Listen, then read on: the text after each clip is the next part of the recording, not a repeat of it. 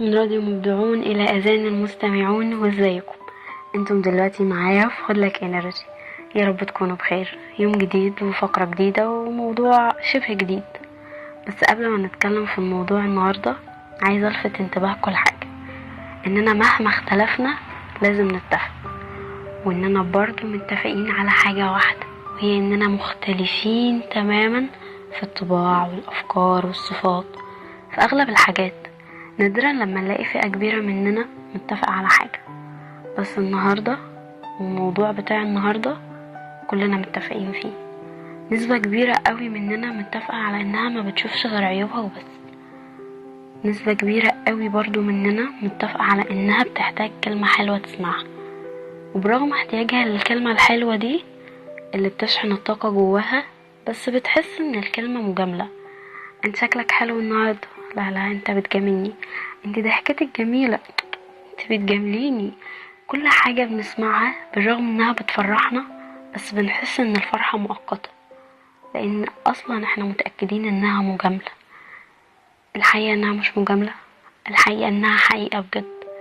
بس الفكرة احنا اللي مش قادرين نتقبلها. احنا اللي بنشوف نفسنا مش حلوين.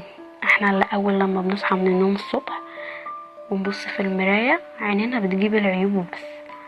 بتجيب ان طلع حباية في الوش مش مخليها الشكل العام حلو، بتجيب ان في هالات سودا، بتجيب ان تسريحة الشعر مش حلوة، لا لا انا دقني طويلة، لا لا انا تخنت، انا بقيت رفيع قوي والهدوم مبهوقة عليا، وهكذا وهكذا وهكذا. سواء ولاد او بنات فكلنا بنحس بنفس الاحساس. لا انا ضحكتي مش حلوة، انا مش هضحك في الصور، لا انا صوتي في الريكوردات وحش. بالرغم ان احنا لما بنبعت لحد فويس ممكن يفرح بيه جدا، يحس ان الصوت حلو فعلا ومبهج، وفي نفس الاوقات بنكون احنا بنسمع الفويس ده ونقول ايه الصوت ده، يعني الله يكون في عون اللي هيسمعه. والحقيقة هو مش الله يكون في عونه بالمعنى الوحش، هو الله يكون في عونه لان الصوت فعلا مبهج.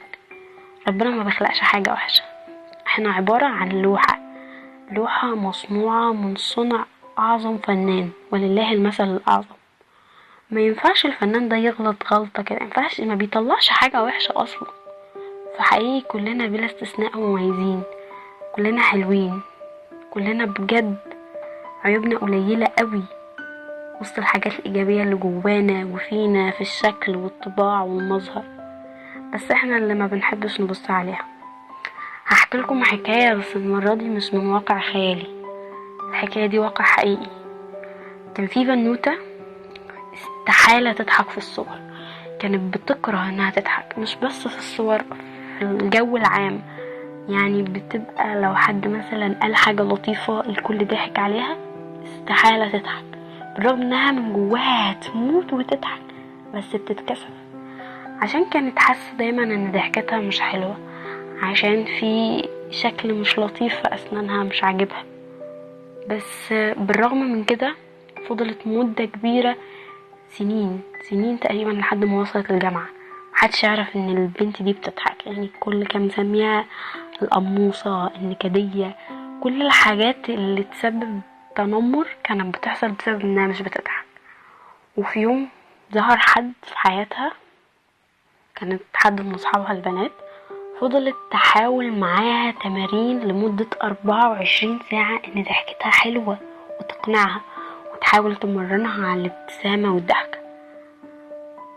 الموضوع ما وصلش لأي حاجة مفيدة، وفعلا ما قدرتش صاحبتها تغير حاجة، بس ده اللي صاحبتها ظنته.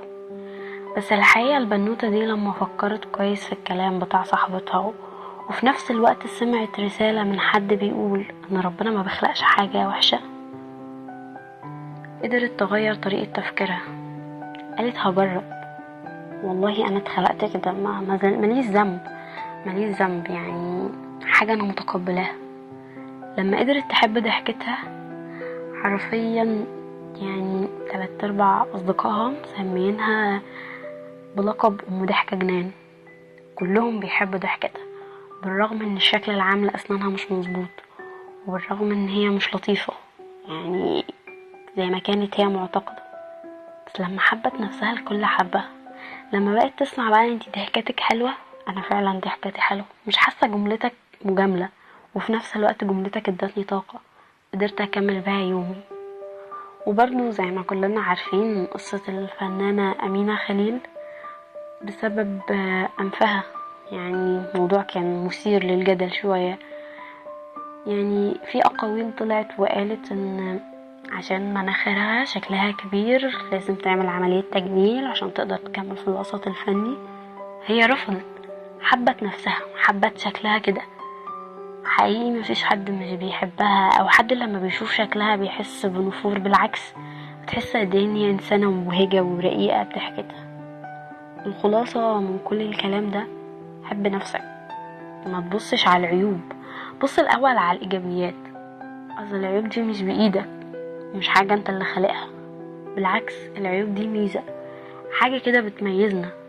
احنا بنقول عليها عيوب بس هي بتبقى ميزات. احنا حلوين، ولما حد يقول لنا كلمه متبقاش مجامله، بتبقى حاجه حقيقيه. وهنحس امتى انها حقيقيه؟ لما نبطل نشوف عيوبنا.